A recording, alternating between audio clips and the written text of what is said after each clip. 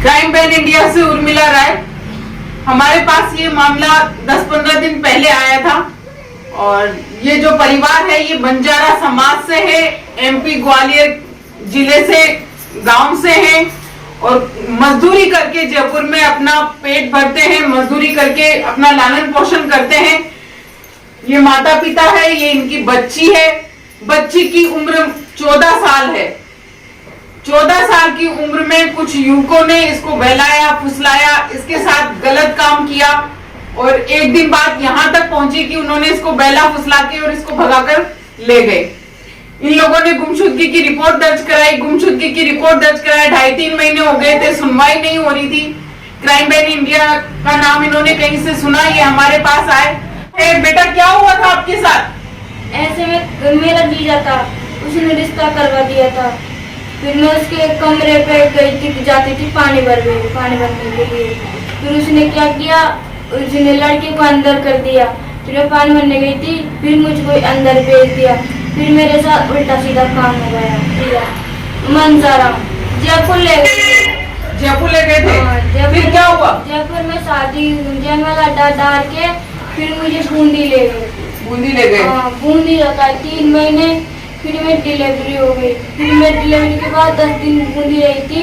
फिर मैं जयपुर आ गई थी। इस 14 साल की बच्ची का कहना है कि मेरे एक बच्चे का जन्म भी हुआ और बच्चा मृत घोषित हुआ, जिसकी मृत्यु हो गई। उस बच्चे की 14 साल की लड़की के साथ 2 युवकों ने इतना कुछ किया और एक बच्चे को इस लड़की ने जन्म दिया।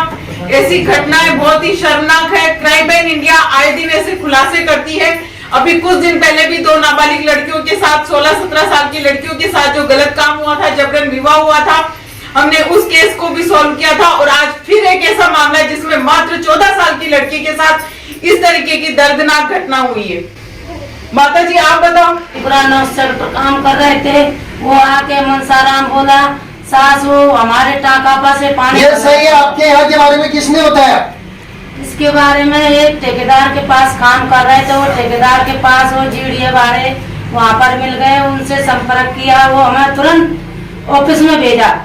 3 महीने से जो बच्ची का आपका पता नहीं चल रहा था, मिल नहीं रही थी, 3 दिन में पता भी नहीं आता, पता भी नहीं चल रहा था। ऐसे वो यहाँ पर आए। आप खुश हैं यहाँ के काम से कि हमने 3 दिन में मात्र आपकी लड़की ला दी? इनके पास आए, जब थाने में ले गए, जब 3 दिन में इनकी लड़की, हमारी लड़की का कोशिश हुआ।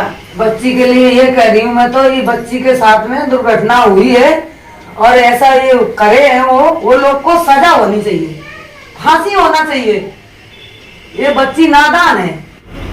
क्राइम बैन इन इंडिया से नादान सिंह शेखावत।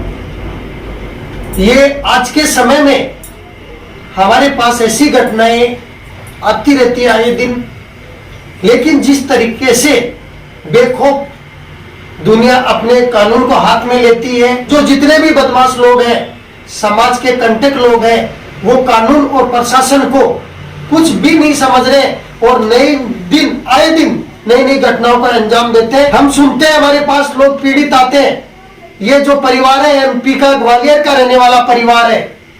ये दूदू के पास एक थाना पड़ता है मौजबाबाद। उस थाने में 3 महीने तक इस बच्ची का, ये जो बच्ची है नाबालिग बच्ची है, इस बच्ची के गुमशुदगी दर्ज करवाई थी। और फिर उसके बाद क्राइम बैन इन इंडिया की अधिकारी हमारी टीम वहां पहुंची। ये जो परिवार था यहाँ राजस्थान के बारे में कुछ नहीं जानता। ये जितने भी सड़कें वगैरह बनती है अपनी रोजी रोटी के लिए लोग वहां से आते हैं, लेकिन जो घटना हो रही है उस घटना के बारे में मैं आपको बताने जा रहा हूं। क्या घटना घटी? जो एक बच्ची है, नाबालिग बच्ची है, उसके साथ 2 दरिंदों ने इनकी जिंदगी को तबाह कर दिया।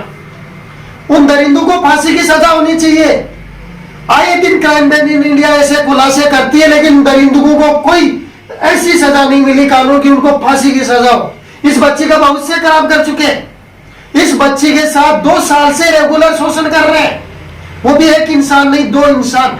ऐसा खुलासा क्राइम बैन इन इंडिया ने किया है। कोई आपका साथ नहीं देता, वहाँ क्राइम बैन इन इंडिया आपके साथ खड़ी है।